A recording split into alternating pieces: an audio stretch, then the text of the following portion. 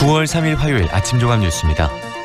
부산의 장애 집회에서 지역 감정을 부추기는 발언을 한 나경원 자유한국당 원내대표에 대해 정치권과 시민사회의 비난이 쏟아지고 있습니다. 온라인을 중심으로 확대 재생산되고 있는 5.18 관련 가짜뉴스에 대응하기 위해 5.18 재단이 유튜브 채널을 개설했습니다. 아시아문화 중심도시 조성을 위한 1,000억 원대 정부 예산이 확보돼 표류하고 있는 조성 사업에 청신호가 켜졌습니다. 이상 오늘의 주요 뉴스입니다.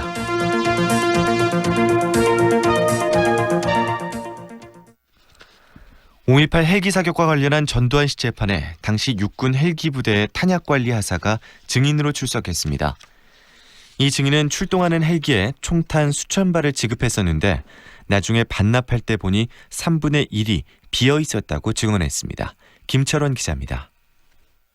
5.18 기간 동안 육군에 의한 헬기 사격의 유무를 따지고 있는 전두환 광주재판에서 주목할 만한 증인이 출석했습니다.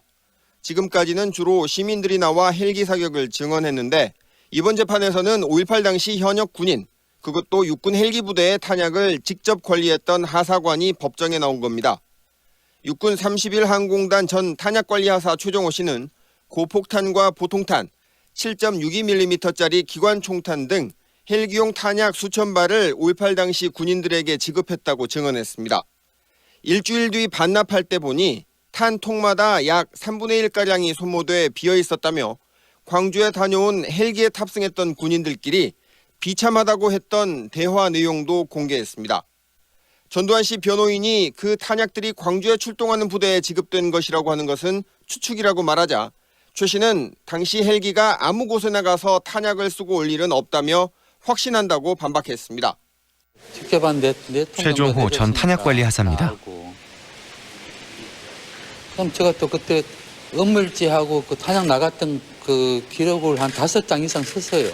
이어 증인석에 오른 고 조비우 신부의 조카인 조영대 신부도 헬기 사격과 관련한 새로운 증언을 내놓았습니다.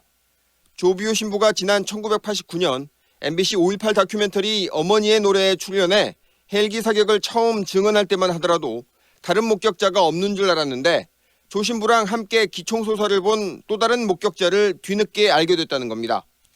조비우 신부님, 조영대 신부입니다. 헬기 기총소사를 목격하시던 그 자리에 있으셨다고 저에게 말씀하셨던 분이 생각난 거예요. 전두환 씨는 변호사를 통해 5.18 기간 동안 헬기 사격은 위협 사격조차 없었다는 것이 진실이라며 이는 1995년 서울지검 조사와 대법원 판결문에서도 이미 확인된 사실이라며 같은 주장을 되풀이했습니다. 우리 국민의 바람은 정주교 전두환 씨 변호사입니다. 5.18 민주화운동 기간 중에 정말 광주에서 헬기가 단 한 발의 총을 쏘았는지 안 쏘았는지 그걸 모두 밝히는 것이 이 재판의 목적이라고 생각합니다. 재판부는 조비우 신부와 함께 기총소사를 목격했다는 호남동 성당의 평신도 이모 씨 등 헬기 사격 목격자 5명에 대해 증인 신문을 추가하기로 했습니다. 일단락된 것으로 정리됐던 5.18 헬기 사격의 목격자들, 증인 5명이 추가되면서 전두환 재판은 다소 길어지게 됐습니다. 다음 재판은 오는 10월 7일에 열립니다. MBC 뉴스 김철원입니다. 5.18 기념재단과 광주시는 온라인에서 퍼지고 있는 5.18 왜곡에 대응하기 위해 5.18 TV라는 유튜브 채널을 이달부터 본격적으로 운영합니다. 5.18 TV 채널에는 5.18 가짜뉴스에 대한 팩트체크 자료와 5.18의 진실을 담은 다큐멘터리 영상 등 70여 편의 영상 자료가 올라와 있습니다. 5.18 재단은 전국 각지에서 활동하는 콘텐츠 제작 사회적 기업들과 함께 새로운 콘텐츠를 만들어서 5.18 왜곡에 적극 대응하겠다고 말했습니다. 지난주 자유한국당 부산 집회에서 있었던 나경원 원내대표의 지역감정 조장 발언에 대해 정치권 안팎에서 비난이 쏟아지고 있습니다. 광주의 시민단체들은 자유한국당에게 이제 그만 해산하라고 말했습니다. 이계상 기자입니다. 장외투쟁을 선언한 자유한국당이 부산에서 대규모 집회를 열었습니다. 마이크를 잡은 나경원 원내대표가 난데없이 광주 1고를 거론하며 부산 경남이 뭉쳐서 심판할 때라고 강조합니다. 이 정권은 나경원 원내대표입니다. 광주 1고 정권이라는 이야기도 있습니다, 여러분. 우리 부산, 울산, 경남 지역의 주민들이 뭉쳐서 반드시 심판합시다, 여러분. 내년 총선을 앞두고 뚜렷한 근거도 없이 지역 감정을 부추긴 것으로 시대착오적이고 고질적인 병폐가 여전히 사그러들지 않고 되풀이되고 있습니다. 정치권은 연일 비판과 비난을 쏟아냈습니다. 더불어민주당 광주시당은 보수 정권이 조장한 지역 감정의 망령을 다시 소환해서 국민 편가르기를 시도하고 있다며 기만적인 행태를 반성하고 사죄를 하지 않는다면 국민의 철퇴를 받을 것이라고 경고했습니다. 이번 선거를 계기로 송갑석 더불어민주당 광주시당 위원장입니다. 정치권에서 완전히 퇴출시키는 것이 향후에 이런 일이 발생하지 않는 가장 좋은 수단이라고 생각합니다. 광주 전남 시민사회도 지역 감정을 조장한 데 대해 분노했습니다. 광주시민단체협의회는 나경원 원내대표의 실언이라고 치부하기에는 그 심각성이 절대 가볍지 않다며 국론 분열을 조장하는 자유한국당의 해산을 촉구했습니다. 시민사회단체는 최지현 광주시민단체협의회 정책위원장입니다. 공당으로서의 자격이 없고 오히려 해산해야 되는 게 맞다 이렇게 주장을 하고 있습니다. 정치적 이득을 위해서 지역 감정을 부추기는 망국적 행태를 책임 있게 사죄하지 않은 한 광주 전남 지역의 비판과 비난 수위는 갈수록 거세질 것으로 전망됩니다. MBC 뉴스 이계상입니다. 아시아문화 중심도시 조성 사업을 위해 광주시가 내년 국비 예산으로 1,090억 원을 확보했다고 밝혔습니다. 내년 정부 예산안에 반영된 사업 중 신규 사업은 아시아예술정원 조성과 예술관광 중심도시 사업, 스마트 관광로드 개발 사업 등입니다. 광주시는 올해보다 예산 규모가 35% 늘었지만 지역 정치권과 협력해서 국회 심의 과정에서 예산이 증액되도록 노력하겠다고 밝혔습니다. 광주시가 아이 키우기 행복한 광주를 만들기 위해 긴급 아이 돌봄 센터를 열었습니다. 광주 긴급 아이 돌봄 센터는 부모가 직장에서 갑자기 야근을 해야 하거나 병원 치료 등 피치 못할 사정이 생겼을 때 아이를 맡길 수 있는 24시간 돌봄 센터로 서구 치평동 육아종합지원센터에서 운영합니다. 한편 민주노총 공공연대 광주지부는 광주시가 긴급 아이 돌봄 센터를 열면서 4개월짜리 기간제 보육교사를 채용했다며 양질의 보육 서비스를 제공하기 위해서는 돌봄 노동자의 고용 안정이 반드시 필요하다고 지적했습니다. 추석 명절 성수품은 재래시장이 대형마트보다 싼 것으로 조사됐습니다. 광주 YWCA가 백화점과 대형마트, 전통시장에서 팔고 있는 추석 성수품의 가격을 조사한 결과 22개 품목 가운데 배와 소고기, 나물 등 18개 품목은 전통시장이 가장 싼 것으로 나타났습니다. 밤과 밀가루는 백화점이 가장 쌌고 대형마트는 사과와 돼지고기를 가장 싸게 팔고 있는 것으로 조사됐습니다. 광주 신용보증재단이 인사와 업무 처리를 잘못한 사실이 감사에서 적발됐습니다. 광주시 감사위원회는 신용보증재단이 최근 5년 동안 신규 직원 21명의 승급 처리를 잘못해 689만 원의 보수를 부당하게 지급한 사실을 적발했습니다. 또 220개 업체에 환급 대상 보증료 4,100여만 원을 되돌려주지 않은 점과 해외 연수 비용 증빙 서류를 제대로 갖추지 않은 점도 적발했습니다. 감사위원회는 적발된 사항들에 대해 행정상 시정, 주의 조치를 통보했습니다. 여러분은 지금 광주 MBC 라디오를 듣고 계십니다. 광주지방 현재 기온 22도입니다. 광주 MBC 아침 종합 뉴스를 마칩니다. 아나운서 김두식입니다.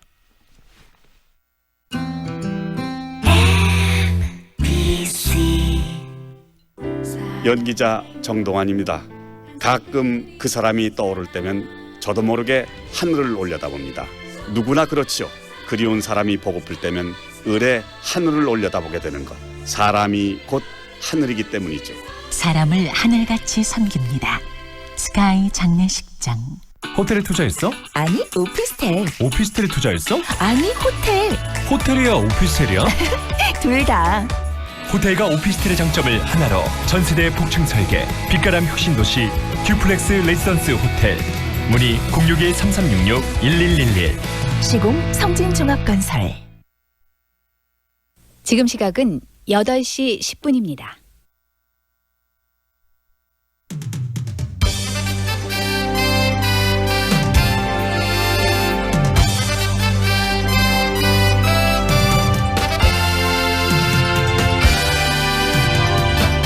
황동현의 시선 집중.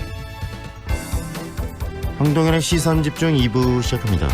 오늘은 56주년 방송의 날인데요. 우리나라 최초의 방송은 일제강점기였던 지난 1927년 2월 16일 경성방송국이 개국하면서 시작이 됐고요. 이후 1947년 9월 3일 미국에서 열린 국제무선통신회의에서 한국이 독자적인 호출 보호를 배당받아서 대한민국의 방송으로 다시 출발하게 됐었습니다. 그리고 이날을 기념해서 64년부터 기념해오고 있는데요. 56주년 방송의 날을 맞아서 방송 현실 그리고 또 지역방송의 역할에 대해서 이야기를 듣겠습니다. 방송협회 회장을 역임하신 광주대학교 신문방송학과 윤석년 교수와 이야기 나눠보겠습니다. 한국방송학회 회장을 역임했죠. 윤석년 교수와 이야기 나눠보겠습니다. 조국 법무장관 후보자의 딸 조모 씨의 대학 진학 과정을 둘러싼 각종 특혜 의혹으로 학생부 종합전형으로 대표되는 대입 수시 모집에 대한 불신이 높아지고 있습니다.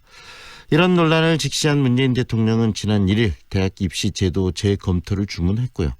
앞으로 본격적인 논의가 이루어질 것으로 보이는데요. 학생부 종합전형 중심으로 이루어지는 현 대입제도의 문제점 그리고 공정성 담보를 위한 대안은 어떻게 찾을 수 있을지 교육바로 세우기 운동본부 박소영 대표와 이야기 나눠보겠습니다. 휘발유와 경유에 붙는 세금을 유류세라고들 하는데요. 이 유류세를 정부가 10달 동안 인하해 줬습니다. 지난달 그런데 31일부로 이 인하가 종료가 됐고요. 소비자들은 기름값 인상 효과를 또 느낄 수밖에 없을 텐데요. 기름값 인상의 요인들 짚어보고 앞으로 기름값 추이도 예측을 해보겠습니다. 에너지경제연구원 김재경 석유정책연구실장과의 인터뷰가 준비되어 있습니다. 황동현의 시선집중 계속됩니다. 여기는 4차 산업혁명을 이끌어갈 에너지 신산업과 미래형 자동차 전장산업의 중심. 광주형 일자리로 함께 성장하고 든든한 지원과 혜택으로 기업 경쟁력을 높이는 혁신적인 클러스터. 모이면 더 큰 미래가 보입니다. 광주 국가혁신 클러스터. 100세 시대 4차 산업혁명, 새로운 미래가 시작되는 대학. 만 30세 이상이거나 특성화고 졸업 후 3년 이상 재직자는 수능 없이 서류 전형만으로 일학습 병행과 다양한 장학 혜택까지. 조선대학교 미래사회융합대학 2020학년도 수시 모집 9월 6일부터 10일까지 홈페이지에서 도전하세요. 태양광 이제 에코전력을 주목하라. 태양광 양면형 모듈 출시. 앞뒤 양면 발전이 발전량을 올리고 완벽한 설계 시공 AS는 설치 비용을 낮춘다. 태양광은 양면형 모듈 30년 효율 보증 독일 위넨사 보험증권 발행. 에코전력 1522-0832. 한우 위에 한우 정남진 장흥 한우. 고소한 한우의 참맛이 살아있는 정남진 장흥 한우는 국내산 조사료를 먹고 자라 고기 맛의 쫄깃쫄깃함이 일품입니다. 역시 신선하고 육질이 좋은 정남진 장흥 한우. 상무와 수완이 가까운 프리미엄의 중심 무진로 진아리체 리버뷰가 옵니다. 무등산 영산강 특급 조망 원스톱 중심 생활을 누리는 명품 중대형 무진로 진아리체 리버뷰 062-223-0002 진화건설. 무궁화 신탁과 함께 동구를 대표할 새로움이 찾아옵니다. 문화전당역이 내 집 앞에, 충장로가 내 집 앞에. 사람이 붐빈다. 수요가 넘쳐난다. 매력 넘치는 오피스텔 문화전당역 오펠리움. 9월 오픈 예정. 062-942-0808. 좁은 국토를 효율적으로 활용하여 에너지 영토를 넓혀가는 기업이 있습니다. 탑솔라. 생명의 가치를 높이고 미래의 변화를 준비합니다. 하늘의 태양을 땅의 태양으로. 탑솔라.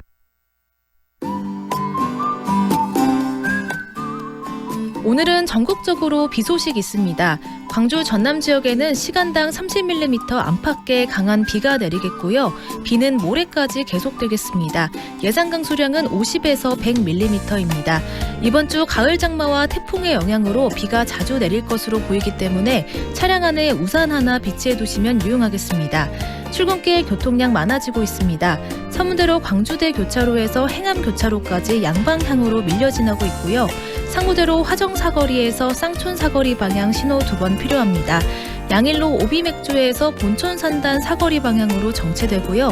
운천로 5.18 기념공원 앞 교차로에서 개수 사거리 양방향으로 신호 2번 필요합니다. 비가 오면 바퀴의 수막 현상으로 인해 차량이 미끄러질 수 있는데요.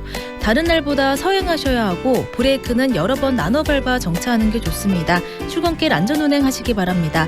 오늘 미세먼지 농도는 좋음 단계를 나타내고 있습니다. 현재 광주의 기온은 23도, 습도는 99%입니다. 지금까지 좋은 아침 좋은 일자리, 광주 전문 취업 어플 사랑방자 협찬 날씨와 교통정보의 신혜빈이었습니다.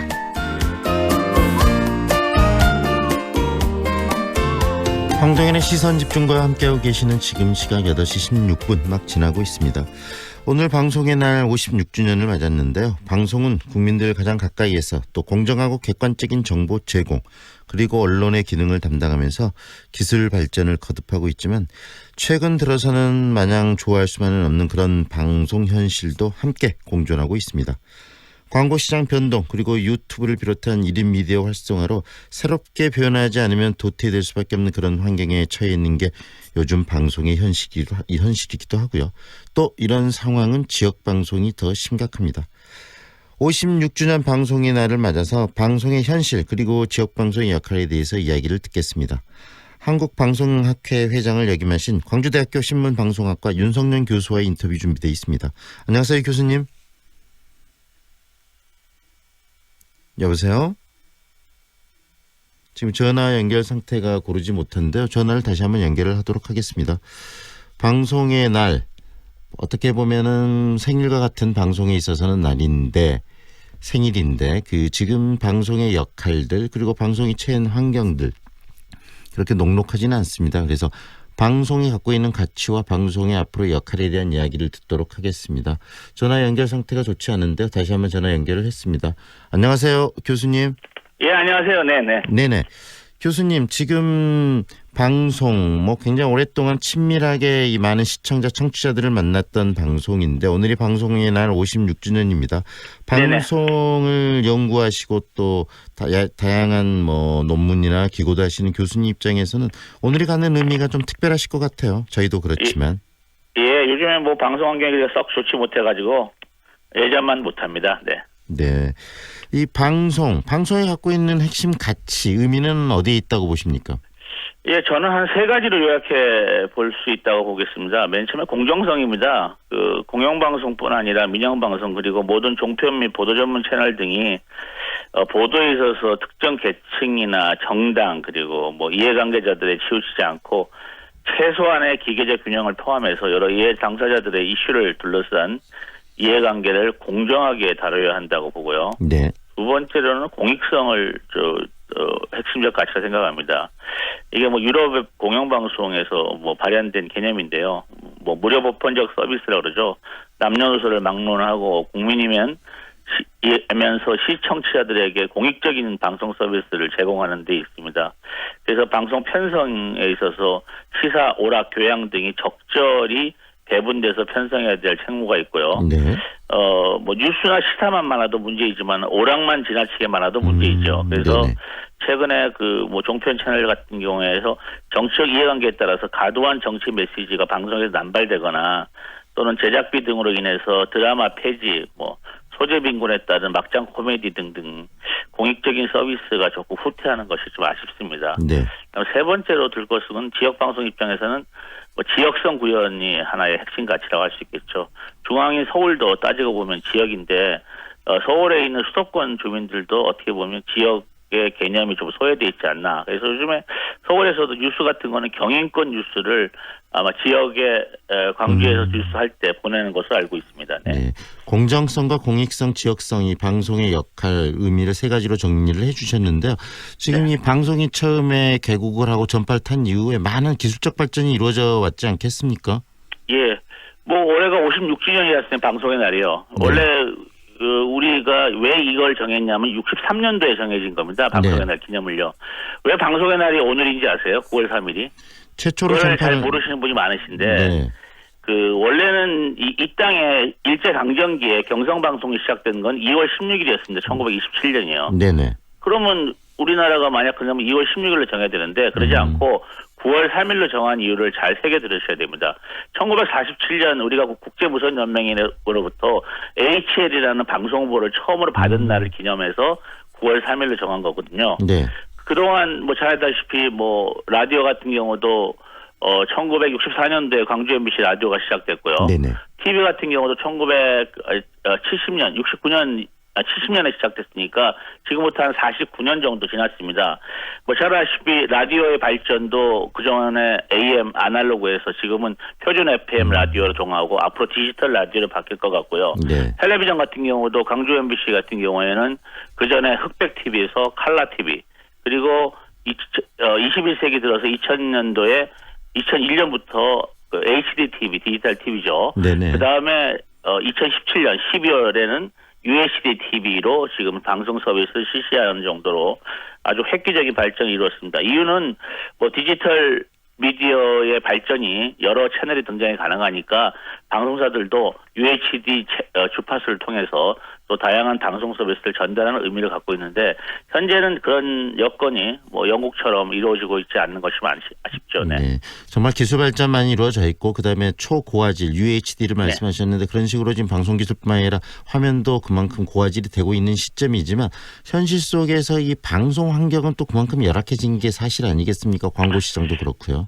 네, 그렇죠. 뭐 실제로 말해서 2023년 기준으로 한 15년이 지난 시점에서 지상파 방송이라고 그러죠. KBS, MBC, 뭐 SBS, 그다음에 지역 민방, 지역 MBC 이런 방송사들의 광고 비중이 거의 절반으로 떨어졌습니다. 1조 한 4, 5천억 정도로 떨어졌거든요. 작년만 해도요. 네. 이게 개선될 가능성이 적다는 거죠. 그중에 절반은 미디어 환경 변화에 따라서 자연스러운 감소라 생각된다면 나머지 절반 정도는 종편 채널이나 보도 전문 채널의 등장, 5개 채널이 등장하면서 거기 광고 포션이 한 절반 정도 아마 가져가지 않았나 이런 생각을 합니다. 네, 이렇게 열악한 환경은 계속 열악해지지만 방금 모두에서도 이야기해 주신 것처럼 방송이 사회적 공기로서의 공정성과 공익성을 유지하는 그런 역할들 계속 해와야 되는데 그러기 위해서 방송이 가져야 될 방향성이랄지 이런 것들도 좀 중요하고 있을 것 같아요. 그 이야기도 좀 해주세요, 교수님. 예, 실제로 방송 환경이 굉장히 어려워지고 있습니다. 근데 실제로 아까 말씀드렸듯이 공영성을 유지하기 위해서는 다양한 프로그램을 제작돼야 되고 또 공익적인 서비스를 위해서는 또 양질의 프로그램 제작이 필요한데 이와 관련된 방송 재원이죠. 뭐 수신료 문제도 있고 그다음에 광고비 문제도 있고 각종 협찬 관련된 그 수익이 보장돼야 되는데 그런 수입이 앞으로 늘어날 가능성이 그다지 많지 않다는 겁니다. 뭐 시선집중 같은 경우는 워낙 인기가 좋은 프로그램이 돼서 라디오 광고도 많이 붙지만요. 실제로 메인 텔레비전 같은 경우 제작비가 훨씬 많이 드는데 거기에 관련된 광고비 수입이 늘어나고 있지 않는 형편. 요새 뭐 잘 아시고 유튜브 등의 1인 미디어 관련된 서비스의 광고가 많이 늘어나니까 줄어들고 있고요. 또 한편으로 문제가 될 수 있는 것은 뭐냐면 그 종편이나 이런 거에 비해서 지상파 방송의 광고와 관련된 규제가 더욱더 엄격하게 되고 있습니다. 그러다 보니까 광고주들이 매력을 잃게 되는 거죠. 광고주들은 중간 광고라든지 이런 걸 좋아하는데 그런 걸 사실상 못하게 되는 형편이고 있고요. 물론 편법으로 유지되고 있지만 제가 보기로 이것은 종편이 이 정도에 성장했다 그러면 이런 단계에서는 아마 그 중간 광고 같은 비대칭 규제를 하는 것을 좀 완화될 필요가 있다고 생각하고요. 네. 그 다음에 지역 방송과 관련된 지역성 구현을 위해서 지역 지자체와의 협력 관계가 좀 필요하다고 생각하고 있습니다. 지자체 협력 관계, 그다음에 지역 그 청취층, 그다음에 시청자들의 어떤 관심도도 중요할 것 같은데 그래서 요즘에 나오는 게 지역 방송의 역할의 중요성들을 누구나 공감하기 때문에 지역 방송 역할 지원 조례 제정 이런 이야기도 나오고 있습니다. 그런 부분들이 일정 부분 지역 방송의 역할을 좀 보존해주고 그다음에 제대로 역할을 할 수 있는 환경을 만들어줄 수 있을까요? 네, 지난 화요일 날 광주시의회에서 광주전남 언론학회하고 시의회 또 언론 노조 등이 구성원들이 모여가지고 이와 관련된 세미나를 진행됐습니다. 실제로 지역 방송의 지원 조례를 실시하고 있는 광역시가 몇 군데 있습니다. 네. 경상남도, 부산, 그다음에 충청남도에서는 지원하고 있습니다. 그래서 광주에서도 이런 움직임이 있는 것으로 알고 있는데요.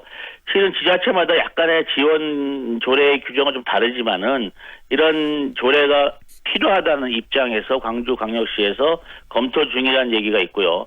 그리고 그날 세미나에서도 이 구성원들 간에 또는 이 참가한 사람들의 조례 제정의 필요성에 대해서는 어느 정도 공감대가 형성되었습니다. 문제는 이 지역 발전에 위해서 이 지역 방송 역할을 견인하기 위해서 조례를 어떻게 정하고 어떤 기준으로 지원할 것인가에 대한 문제가 남아 있죠.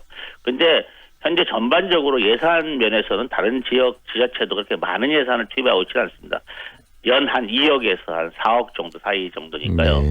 지자체 규모의 예산이 광주에도 4조가 넘는 예산인데 거기에 비하면 큰 돈은 아니죠. 그러나 조금이나마 이런 지원을 하겠다는 것은 지자체가 지역방송의 역할을 그만큼 인정하고 있다고 볼 수 있겠죠. 네, 열악해지는 이런 환경 속에서도 결국은 생존해 나가고 지역민과 함께해야 되는 게 지역 방송사의 숙명이 아닌가 싶습니다. 그렇죠. 그런 점에 있어서 교수님께서 앞으로 지역 방송의 어떤 활로, 그다음에 미래 비전을 위해서 제언을 좀 해주신다면 어떤 말씀을 해줄 수 있을까요? 예, 제가 지난주에 여수에 다녀왔습니다. 여수 MBC 창사 49주년 기념회에서 약간 인터뷰를 하고 왔는데요. 네. 그때도 얘기했듯이 저는 지역 뉴스는 현장성을 좀 더 강화해야 된다. 그동안 지역 감시 활동 플러스 현장성 강화가 좀 필요하고요. 그다음에 지역 프로그램 입장에서는 더욱더 지역에 밀착해야 된다. 그래서 첫 번째도 지역, 두 번째도 지역, 세 번째도 지역이다. 이것을 이제 초지역 밀착성을 좀 강조하고요. 네. 여기 하나 덧붙인다면 현장성과 지역의 이슈에 대한 대안을 찾는 솔루션 저널리즘. 예를 들어서 지역 내에서 서로 상충되는 이해관계가 발생했을 때 지역 방송이 적극 나서서 의견 수렴을 하고 또 조정을 하고 또 앞으로의 개선 방향을 제시하는 이런 솔루션 저널리즘도 강화하는 것이 필요하다고 보겠습니다.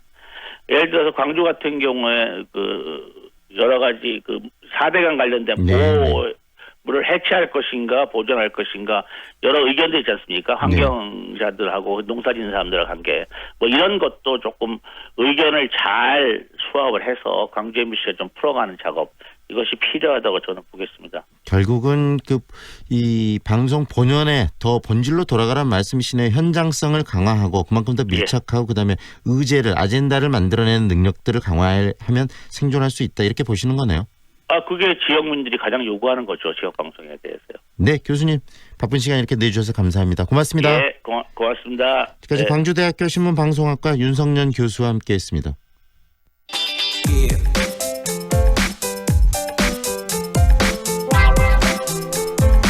문재인 대통령이 대학 입시를 공정하게 다시 검토하겠다라고 이야기를 했습니다. 이제 공은 교육부로 넘어갔는데요. 그동안 입시 제도를 개선하려는 노력은 있어왔지만 여전히 공평하지 못하고 또 공정성에 문제가 있다고 보는 시선들이 많습니다.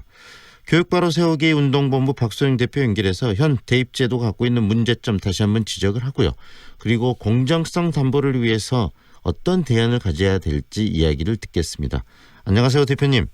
네, 안녕하세요. 네. 문재인 대통령이 대학 입시 제도 재검토 이야기가 나왔는데 그 배경은 어떻게 보고 계십니까? 아무래도 이번 조국 후보자의 자녀 입시 비리 의혹 때문에 영향을 미쳤을 것이라고 보고요. 그리고 국민의 분노, 학부모, 학생들의 분노, 특히 서울대 고대생들이 촛불을 들었던 것처럼 젊은 청년들, 대학생들의 울분을 아마 모른 척하기가 어려웠을 것이다 이렇게 보고 있습니다. 네. 특히 문재인 정부는 이 공정성, 사회적인 어떤 공정성을 표방하고 있는 정부인데 이 대입제도가 그 공정성이 많이 훼손되어 있는 모습들을 보면서 문재인 대통령이 개선의 필요성을 느꼈다는 거 아니겠습니까? 네, 그렇죠. 네네. 그렇다면 현재 이 대학 입시 제도가 갖고 있는 불공정함 이야기 정리를 한번 해주시죠. 어떤 부분이 문제입니까? 제도적인 부분이야 사실 사람이 악용하면 어쩔 수 없는 부분이긴 한데요. 이번 사태가 벌어지게 된 것도 사실 입학사정관이라는 학종의 전신인 입학사정관의 어떻게 보면은 합격 기준이 모호한 부분 때문에 이것을 학부모들이든지 아니면 이제 입시 컨설팅이라든지 학교라든지 이런 제도적인 부분의 허점을 이용해서 아이들의 스펙을 관리하고 이랬던 부분들이 이제 문제가 된 거지 않겠습니까? 네. 그러다 보니까 아무래도 뒤늦게 이 입학 전형에 대해서 알게 되는 학부모나 학생들은 이러한 부분들을 이용할 수 없는 부분이고 또 이것을 또 잘 이용한 사람들 같은 경우에는 또 공정성 부분에서 또 이번 조국 후보자의 사태처럼 문제를 삼을 수 있다는 거죠. 그러니까 합격 기준에 대해서 아직도 수시의 어떤 합격 기준은 모호하다고 볼 수 있을 것 같습니다. 왜 떨어졌는지 왜 붙었는지 알 수 없을 정도로. 그러니까 그러다 보니까 공정성 시비가 좀 휘말린 것 같습니다. 네, 이번에 조국 후보자 사태를 통해서 입학사정관 제도의 문제점이 드러났는데 지금 현재 입학사정관 제도가 변화된 형태라고 이야기하는 학생부 종합전형도 입학사정관 제도가 갖고 있는 불공정함을 그대로 가지고 있기 때문에 그걸 개선해야 된다는 부분에 대해서 이제 공감대가 형성이 된다는 말씀 아니겠습니까? 네, 맞습니다. 우리 대표님께서는 끊임없이 학생부 종합전형의 문제점과 불공정함을 이야기해 오셨잖아요. 어떻습니까? 네.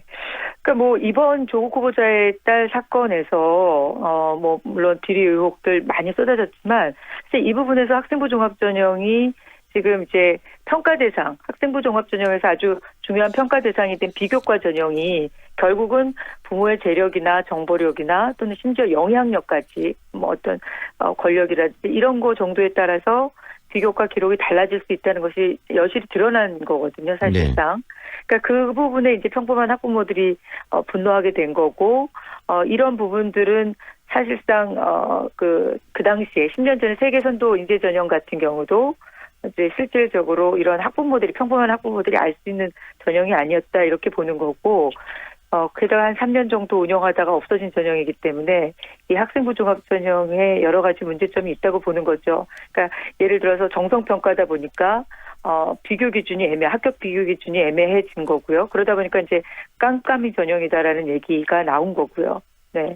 그리고 지금 또 학생부 종합 전형은 빠른 정보나 빠름의 법칙이다라고 할 정도로 학생부 종합 전형은 여러 가지로 이제 정보력이라든지 부모의 어떤 영향력들이 좀 많이 좌우하다 보니까 공정성 논란이 심해진 거죠, 사실상. 네. 많은 입학사정관 제도 갖고 있는 문제점을 개선했다고 하지만 여전히 비교과 전형 정성평가가 남아있고 그다음에 어떻게 평가됐는지 잘 모르고 객관성이 부족하고 또 그런 부분들이 부모 정보력과 도움과 밀접한 관련을 맺고 있기 때문에 거기에서 소외되고 참여할 수 없는 학생들이 발생할 수밖에 없는 그런 그런 구조죠. 지금 구조라는 이야기시네요. 네. 그렇다면 이런 부분들을 그런데 일부에서는 대안으로서 이 정시 부활을 이야기하고 정시 확대를 이야기하고 있는데 그런데 수능 중심의 정시가 꼭 이런 것들의 대안이 될 수 없다. 수능 또한 불공정하고 더 어제 금수저라는 이야기가 많이 나오던데 부모의 재력이 아이들의 학력과 밀접하다는 지적도 나오고 있습니다. 그 부분에 대해서는 어떻게 생각하십니까?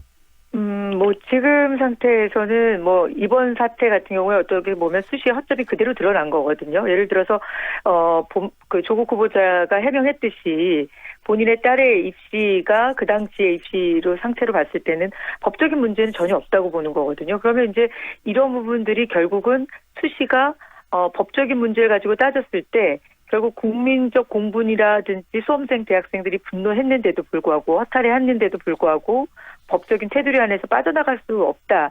이 부분이 어떻게 보면 수시의 가장 큰 허점인데 정시에서 얘기하는 수능이 가지고 있는 부분도 이제 왜 정시가 늘어나면 안 된다라는 반박글들을 보면 이렇게 사교육비가 절대 똑같이 든다 이런 얘기들을 하고 있지만 실질적으로 10년 동안 학생부 종합전형이 쭉 꾸준해서 늘어왔거든요. 지금 현재 수시 비율이 80%가 됐는데 이 정도가 됐을 때 지금 사교육비는 전혀 줄어들지 않고 있습니다. 그러니까 그런 부분에 있어서 보면 어떻게 보면 학생부 종합전형이 사교육비를 유발하는 부분은 훨씬 더 높다는 걸로 보고 있습니다. 저희는. 그러니까 수능 같은 경우에 이제 고액 과외도 있다고 하지만 사실은 학생부 종합전형의 고액 컨설팅은 금액의 어떤 그 마지노선이 없어요. 그러니까 부르는 게 값인 경우도 있고 지금 예전에 수능으로 인해서 발생됐었던 사교육보다 훨씬 더 많은 사교육비가 지금 증가하고 있는 상황입니다. 왜냐하면 내신 따로 하고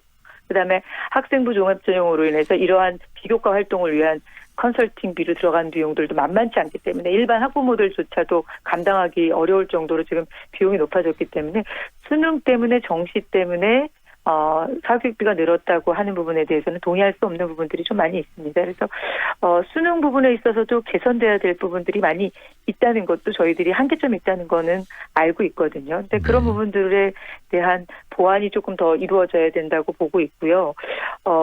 지금 상태에서 어떻게 보면 수능의 보완점이라고 보면 수능 점수 플러스 내신 반영. 지금 사실 어떻게 보면 학생부 종합전형이 더 깜깜이로 가고 있는 부분이 뭐가 문제냐면 네. 수능에서 어떻게 보면 수시에서 수능 최저를 지금 폐지하고 있어요. 지방대까지. 네. 상위권 대학들뿐만 아니라 지방대들도 지금 서서히 수능 최저를 폐지하고 있는 이런 상황에서 학생부 종합전형의 비율이 이렇게까지 높아진 상태에서 도대체 그러면 정말 더 합격 기준이 모호해진 그런 상태거든요. 그게 더 심각하다고 보는 거죠. 결국은 정성평가, 예. 합격 기준의 모호함, 이것이 바로 공정성의 훼손과 지금 밀접한데요. 그래서 네. 지금 이 해법으로서 뭐 수능 정시를 더 확대시킬 것인가 여러 가지 또 논란이 나오고 있고, 그다음에 네, 학생부 네. 종합전형을 유지한 상태에서 그 평가의 객관성을 담보할 수 있는 장치들을 어떻게 만들어낼 것인가, 뭐 여러 가지 논란들이 있고, 그런데 우리 네. 그 보시기에 우리 대표님께서 생각하시기에 교육부가 이제 고민을 시작할 것 같은데 네. 어떤 관점에서 어떤 방향성을 가지고 이 고민을 해야 되고 결과를 만들어내야 된다고 보십니까? 교육부가 문재인 대통령께서 그렇게 말씀하셨지만 교육부 윤해 장관은 사실 정시를 더 이상 늘릴 수 없다라는 그런 보도 자료들도 많이 나와 있는 상태인데요. 사실상 이 부분은 대입제도 개선은 참 어려운 문제일 것 같습니다. 그렇긴 한데 지금 상황에서 현재로서는 정시 비율이 그래도 늘어나는 것이, 수시와 정시 비율이 그래도 최소한 50대 50으로 가는 것이 지금 입시를 준비하고 있는 학부모들, 지금 해마다 지금 입시 비율이 달라지고 입시 전형이 달라지고 이러는 상황에서 사실 입시를 준비하는 학부모들은 정말 당장에 준비해야 될 학부모들은 정말 혼란스럽거든요. 네. 그렇다 그러면 현재로서 지금 혼란을 최소화시킬 수 있는 방법은 정시 비율, 수시 비율을 반반으로 그나마 하는 것이 숨통을 트일 거라고 생각을 하는 거고요. 사실 교육부에서는 이 현재로서 당장의 어떤 단기적인 대책도 중요하지만 장기적인 플랜 되게 중요합니다. 그래서 지금 계속 교육 문제에 있어서는 진영의 논리가 정말 진영의 논리를 떠나야 된다고 보고요. 그리고 이해관계자의 어떤 그런 주장들이 좀 떠나야 된다고 봅니다. 아이들의 어떤 진정한 교육을 위해서는. 그래서 저도 제가 생각하기에는 정시 확대를 주장하는 사람들이나 학생부 종합전형을 옹호하는 사람들이나 우리 교육을 고민하는 사람들이라고 보거든요. 마찬가지로 똑같이. 네네. 그러면 이제 서로의 반대 의견을 좀 존중해야 되고요. 제가 공론화 과정에서도 느꼈던 거고 지금 계속해서 어떤 세미나라든지 포럼에서 주장하는 바들에 의해서 제가 공통점을 보면 이게 합의점이 좁혀들지 않고 있어요. 자기들 주장만 하고 있다는 거죠. 네. 그러니까 그렇다 그러면 반대 의견 존중하면서 어떤 그 협의점을 찾아가는 것이 되게 중요하고요. 또 한 가지는 이제 이런 대입제도 개선도 중요하지만 가장 기본적으로 지켜야 될 것들이 있습니다. 그러니까 대학은 아주 공정하게 학생 선발을 하기 위해서 노력해야 하고요. 그리고 학부모들이 교사들은 잘 가르쳐야 되는 거죠. 학생들에게 외면받지 않도록 잘 가르치려고 어떤 방법들을 노력해야 되는 거고 학부모들에게 공교육에 대한 어떤 신뢰도를 줘야 되는 네네. 거고요. 학부모들은 또 한 가지 이제 지금 조국 후보자 사건도 마찬가지고 모든 입시 비리의 또 중심은 또 학부모가 있습니다. 네네. 네.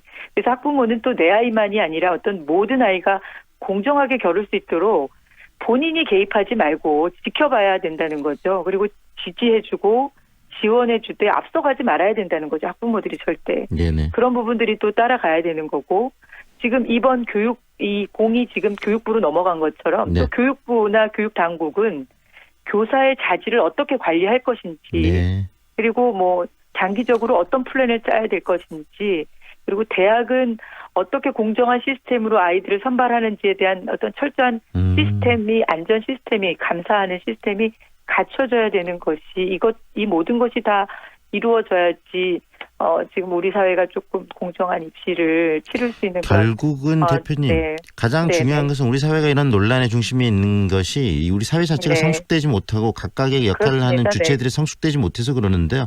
그렇더라도 네. 해법은 좀 찾고 같이 머리를 맞대야 될 필요성이 있는 것 같습니다. 오늘 이렇게 네. 인터뷰해 주셔서 고맙습니다. 예, 감사합니다. 지금까지 교육바로 세우기 운동본부 박소영 대표와 함께했습니다.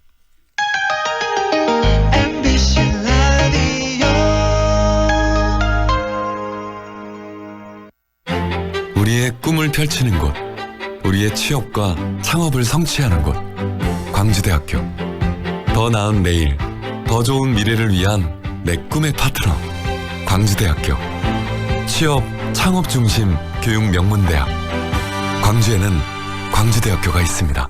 경제적으로 어려운 이웃들이 스스로 새로운 삶을 열어갈 수 있도록 광주시 자회생상품 공동 브랜드 소소드림이 더 큰 희망을 드리겠습니다. 착한 소비로 소중한 나눔을 실천하는 소소드림. 자회사업 참여 이웃들의 아름다운 내일을 응원합니다. 광주광역 자활센터. 4월 7일 장례를 치르신 유족 박상아님입니다. 엄마 보내고 참 힘들었는데 위로가 많이 됐어요. 3월 4일 장례를 치르신 유족 전승현님입니다. 덕분에 잘 치렀습니다. 정말 감사합니다. 진정한 위로 남문 장례식장. 명품 엘리체가 드리는 또 하나의 프리미엄 하우스, 광산 엘리체 레이크시티. 숲 3단 핵심 교통을 품은 숲세권 명품 라이프와 특급 개발 호재와 만나는 앞선 미래 가치. 프리미엄의 한 라인을 누리다. 프리미엄 웰테크하우스, 광산 엘리체 레이크시티. 062-573-4400 서진건설. 93.9. Feelings between the sheets. Why am I caressing my mama's fat knees? 세상을 보는 지역의 눈. 여러분은 지금 황동현의 시선 집중과 함께하고 있습니다. 황동현의 시선 집중 3부 시작합니다. 정부의 유류세 환원 결정에 따라서 지난달 1일부터 유류세 한시적 인하 조치가 종료됐습니다. 전국 기름값이 좀 반등한 상황이 아닐까 싶은데요. 얼마나 올랐고 또 이렇게 인상된 기름값이 얼마나 지속될 것인가에 대한 궁금증도 있습니다. 에너지경제연구원 김재경 석유정책연구실장 연결해서 관련 이야기 듣겠습니다. 안녕하세요, 실장님. 네, 안녕하세요. 네, 정부가 유류세 인하 조치를 종료를 했는데 종료한 배경부터 이야기를 들려주시겠습니까? 네, 사실 근데 정부가 이번에 뭐 인하 조치를 종료하는 결정을 한 건 아닙니다. 네네. 이미 작년 11월 6일에 11월 6일부터 5월 6일까지 6개월간 15% 정도를 인하하겠다고 한시적으로 하겠다고 이제 발표한 적이 있었는데요. 네. 이때는 이제 유가 상승이라든가 내수 부진 등으로 영세 자영업자나 중소기업 서민들이 겪고 있는 이제 어려움들을 좀 완화시키는 차원에서 이제 이루어진 것이라고 할 수가 있습니다.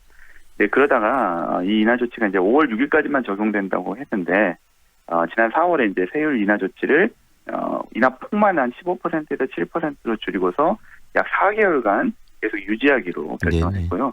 그 사이에 이제 재연장이 안 됐기 때문에 4개월이 지난 8월 31일부로 이제 인하 조치가 종료된 것입니다. 그래서 9월 1일부터는 이제 정상 세율로 환원되게 되었습니다. 다시 말하면 우리가 뭐 그 유류세가 지금 다시 정상 세율로 환원되면서 기름값이 올랐다는 그 부분들은 심리적인 부분이지 미리 다 이렇게 정리돼 있고 이게 지금 정상적인 절차라는 이야기 아니겠습니까?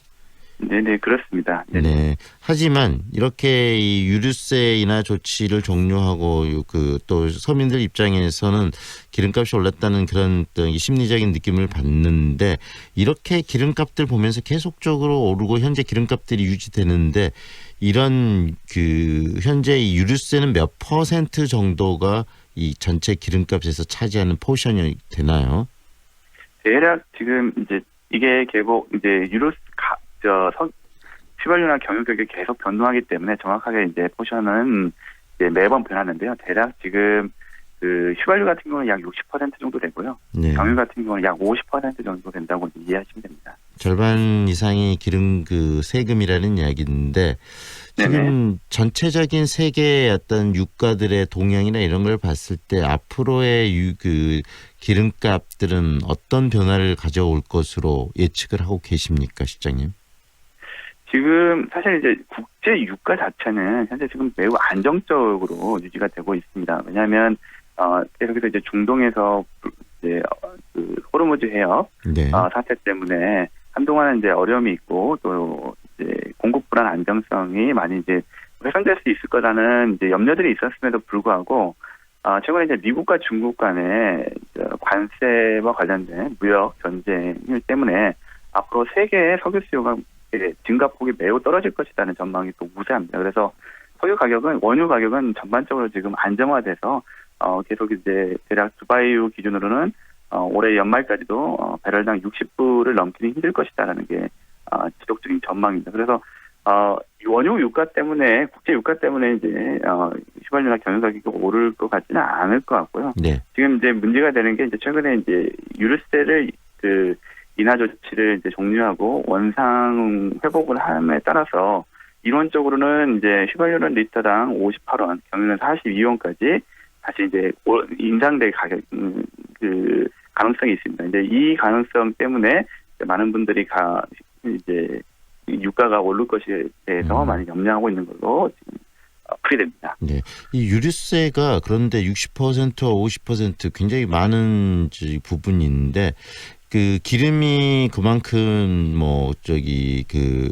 정부나 이런 데서 기름값이나 이런 부분을 안정적으로 유지하기 위해서 그리고 기름들을 많이 사용하는 부분들 대중화되기 전에는 이런 유류세 포션 비율이 높은 것도 인정할 부분이긴 하지만 지금처럼 자동차가 대중화되고 있는 시스템 속에서 유류세가 이 비율이 너무 높은 거 아니냐는 지적도 있습니다. 우리 실장님은 어떻게 보세요? 여기에 대해서 이제 두 가지 이제 관점이 있습니다. 하나는 이제 유류세를 왜 부과하느냐. 에 대해서 이제 여러 가지 논란들이 좀 있는 게 사실입니다. 원래 유류세는 처음에는 이제 사치세의 일종으로서 도입됐습니다. 그러니까 과거에는 자동차라는 게 부의 하나의 척도였죠. 지금은 이제 두 명에서 세 명 정도 국민의 2명에서 3명 정도가 이제 자동차를 한 대 정도 가지고 있다 정도로 지금 현재 보급률이 매우 높아서 거의 생활 필수품이 되었지만 과거에는 그렇지 않았습니다. 그러니까 자동차 자체가 부의 상징이었고 거기에 들어가는 휘발유나 경유, 특히 휘발유였죠. 휘발유가 부의 상징이었기 때문에 소득 재분배를 위해서 어떤 일종의 사치세로 들어왔는데 그 이후에 다양한 변화들이 있었습니다. 그래서 지금은 여러 가지 항목으로 이제 유류세를 갖고 있습니다. 첫 번째는 주로 이제 도로교통 부분에 있어서 인프라라든가 또 이걸 구축하고 유지 관리하는 비용 또는 이제 교통 관련된 여러 가지 인프라를 위한 어떤 수익자 부담 원칙에서 좀 걷는 것도 있고요. 환경을 위해서도 걷기도 하고 여기에도 교육이라든가 지방의 재원 이런 것까지 다 지금 여기다 붙이고 있어서 사실은 한편으로서는 매우 지금 세금을 너무 유류에 많이 붙이고 있다라는 말은 있고 있습니다. 이제 그러한 어떤 주장들이 있고요. 반면에 또 한편으로는 이제 자동차라는 게 가지고 이제 외부성이라는 게 있습니다. 자동차를 타시는 분들은 자신이 이제 자동차를 활용해서 이제 주행을 함으로 말미암는 편익을 얻지만 또 반대로 대기 오염이라든가 또는 교통 체증이라든가 이러한 사회적인 비용들을 유발하게 됩니다. 그래서 이런 유발되는 사회적 비용을 감안했을 때 자동차의 어떤 이제 시장의 규모, 자동차가 계속해서 이 숫자가 증가하는 것은 사회적으로 바람직하지 않다는 또 한 가지 이제 반론도 있어서 유류세를 오히려 인상해야 된다 이런 지금 주장도 있습니다. 그래서 사실 이 두 가지 관점에서 유류세가 지금 적절한지를 계속해서 봐야 되고요. 약간 균형 있는 시각으로서 이 문제를 좀 접근할 필요가 있지 않나라고 생각하고 있습니다. 그리고 소비자들 입장에서 봤을 때는 또 이 주유소랄지 이런 부분에서 담합을 통해서 이런 기름값을 올리는 경우도 있다에 대한 우려도 있는데 그건 정부가 끊임없이 관리하고 그다음에 제대로 좀 불공정 행위를 모니터링을 하고 그다음에 그런 것들을 조사하고 그다음에 규제하는 그런 것들도 필요한 부분이 있겠죠. 네, 그렇습니다. 근데 이제 우선 말씀드리고 싶은 게 최근에 이제 이 유류세가 갑자기 이제 원상 세율이 원상 회복되면서 가장 문제가 됐던 게 아무래도 이제 많은 분들이 이제 주유소에서 이제 왜 올릴 때는 빨리 올리고 또 내릴 때는 천천히 내리느냐. 이건 이제 학술적으로는 로켓같이 올라가고 내릴 때는 깃털같이 내려온다고 해서 이제 로켓된 깃털 현상이라고 부르는데요. 네. 근데 이제 이 현상의 근저에 있는 것은 사실 조금 이제 이해가 좀 필요한 부분이 좀 있습니다. 보통 이제 유류세 같은 경우는 보통 이제 정유 공장에서 문을 지나는 출하량을 기준으로 세율을 이제 적용해서 세금을 이제 매기고요. 정유사가 이걸 납부하는 구조입니다. 그래서 정유사의 문을 통과해서 나가는 모든 물량들은 사실은 과세가 이미 이루어진 물량이고요. 주유소는 이미 세금이 납부된 물량을 구입하게 됩니다. 근데 이제 보통 세율이 조정되게 되면 이미 이제 납부된 물량이 저장 탱크라든가 여러 가지 이제 재고 물량으로 남아있는 물량들이 소진되어야 실제 나중에 나오는 물량들이 그 물량들을 밀어내고 새 물량이 나올 수가 있습니다. 우리가 장강에 앞물이 뒷물이 밀어내야 나가는 것처럼 이렇게 이 기간이 걸리고 한 2주 정도 이게 걸립니다. 그래서 보통 2주 정도 지나면 대부분 세율이 조정되는 효과, 인하가 됐든 인상이 됐든 대부분 이거는 가격에 반영된다고 볼 수가 있습니다. 이제 문제는 이 2주라는 기간 동안에 어떤 주유소들이 먼저 또는 좀 성급하게 또는 늦게 뭐 인하를 한다든지 인상을 한다든지 하는 문제가 발생하는데요. 이거는 이제 아주 일부의 문제라고 할 수 있습니다. 저희가 이제 전체 한 12,000개 되는 주유소들을 통계적으로 이걸 계속 분석해 보면 전반적으로 이런 현상들은 꼭 나타나지는 않고요. 몇몇 일부 이제 주유소들에서 나타나는 걸로 보입니다. 근데 이제 개별 주유소가 이렇게 하는 것 자체는 법적으로는 문제가 없는데 우리 사회자분께서 말씀하신 것처럼 이걸 주유소들끼리 담합을 했다. 근데 담합은 그 자체가 불법이고 범죄입니다. 그래서 이거는 이제 이제 사회적으로 문제가 되기 때문에 정부에서도 관리하고 있고요. 담합뿐만 아니라 뭐 판매를 기피한다든지 매점 매석하는 같은 이런 불공정 행위는 현재 정부가 지금 계속해서 합동 모니터링 관계부처가 합동으로 이제 모니터링 체계를 지금 가동 중에 있습니다. 그리고 뭐 석유관리원, 소비자원 또 각 시도에서 이에 대한 신고를 접수받고 있습니다. 그래서 혹시 이제 지나시다가 좀 의심스러운 주유소가 있으면 이제 신고를 하시면 될 것 같습니다. 네, 오늘 말씀 여기까지 드릴게요. 고맙습니다. 네, 감사합니다. 에너지경제연구원 김재경 석유정책연구실장과 함께했습니다.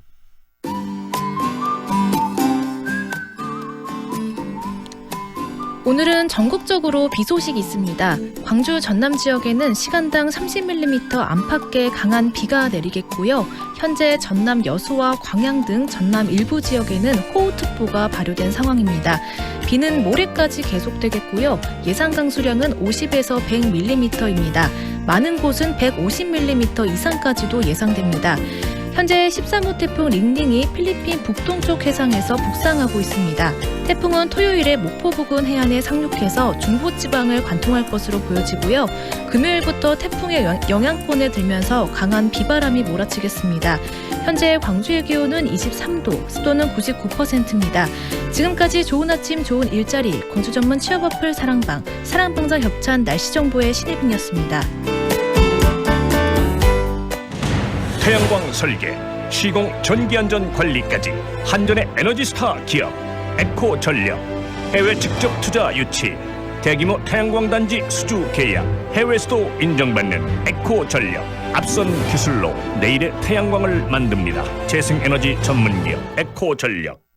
프리미엄 대형 SUV의 모든 기준 집 그랜드 체로키 9월 최저 4,930만 원에 리미티드 3.6 가솔린 모델부터 50대 한정 리미티드 X 에디션까지 놓칠 수 없는 절호의 기회.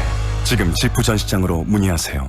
광주 남구에 8년 올전세 아파트가 공급된다는데 만 19세 이상 무주택자면 청약통장 없이 가능하대. 8년 동안 이사 걱정도 없고 세금 걱정도 없고 단지 주변 공원과 스마트 시스템으로 쾌적하고 편리한 생활까지. 남구 도시첨단 남해온해뜨 10월 오픈 예정 062-382-0024 남해종합건설. 좁은 국토를 효율적으로 활용하여 에너지 영토를 넓혀가는 기업이 있습니다. 탑솔라. 생명의 가치를 높이고 미래의 변화를 준비합니다. 하늘의 태양을 땅의 태양으로. 탑솔라. 지역 중소기업의 해외 진출. 광주 상공회의소 FTA 활용 지원센터와 함께하세요. 상담, 교육, 컨설팅, 원산지 증명부터 사후 검증까지. 문의 350-5887. 검색창에 광주 FTA 센터를 입력하세요. 이사님, 이사는 어디가 좋은가요? 당연히 OK 익스프레스죠. 일반 이사 및 포장 이사, 그리고 사무실 이사까지 고객이 OK 할 때까지. 공짜 전화 080-383-1000번. 저렴한 가격에 서비스는 만족입니다. OK 익스프레스. 080-383-1000번. 마음교육을 선도하는 광주여자대학교가 2020학년도 수시 신입생 모집을 실시합니다. 신입생 100% 장학금 개인별 차등 지급. 수시 접수 9월 6일부터 10일까지. 080-950-0114 커리어우먼 사관학교 광주여자대학교. 이대리를 불러 숫자 2만 눌러 062 둘둘둘에 둘둘둘둘 이대리 대리운전 062 누르고 2번만 읽어봐. 이대리 대리운전 눌러 062 둘둘둘에 둘둘둘둘 이대리 대리운전. 황동현의 시선집중이 오늘 준비한 내용은 여기까지입니다. 오늘도 함께해 주셔서 고맙습니다.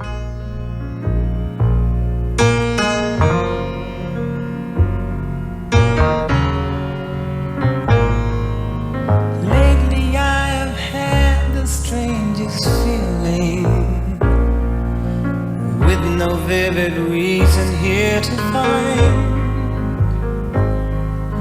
Yet the thought of losing you's been hanging round my mind.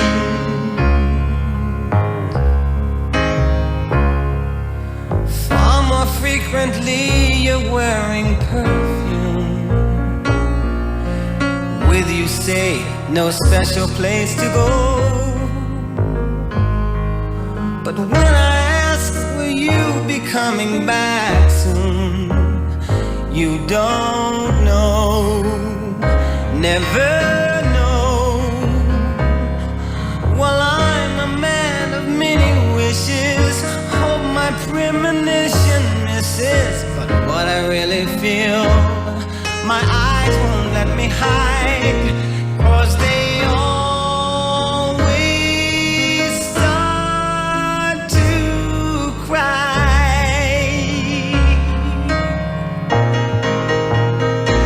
'Cause this time could mean goodbye.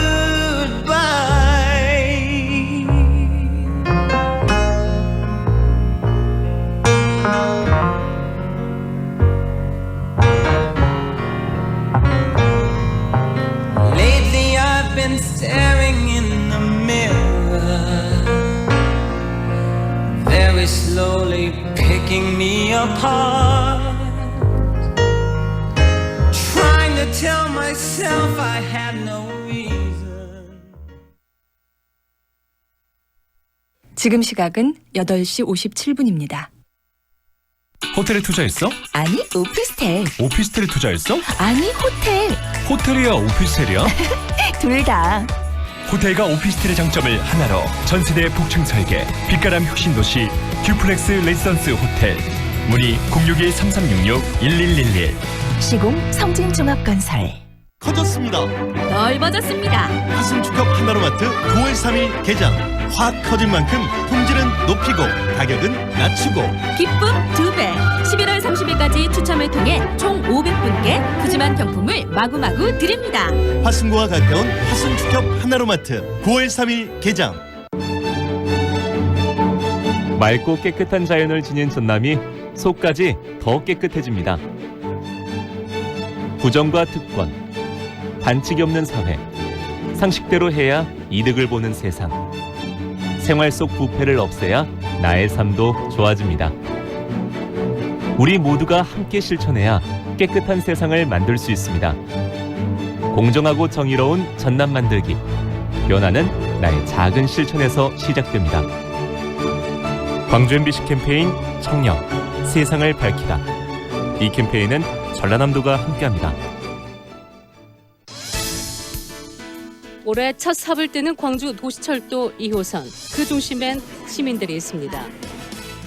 지난 2002년부터 16년 동안 계속된 찬반 논쟁 끝에 시민참여 공론화로 해법을 찾았습니다. 공론화위원회와 시민참여단이 꾸려지고 모든 과정에 시민들이 직접 참여해 충분한 토론과 협의를 거쳐 결정을 이끌어냈습니다. 광주 도시철도 2호선 공론화 과정은 수기민주주의 모범 사례로 손꼽힙니다. 도시철도 2호선 문제는 우리의 일상적 삶과 관련된 문제고, 이것을 공직자나 전문가뿐만이 아니라 일반 시민들이 참여해가지고 결정의 주체가 되었다는 점, 이것은 향후 지방 분권이 강화되는 측면에서 우리 시민들의 어떤 참여와 책임 정신을 고취시키는 좋은 기회였다고 생각을 합니다. 주민 스스로 만들어가는 지방자치 시대, 광주 전남이 열어갑니다. 광주 MBC 연중 캠페인 지방의 힘이다. 이 캠페인은 광주 서구, 광주은행과 함께합니다.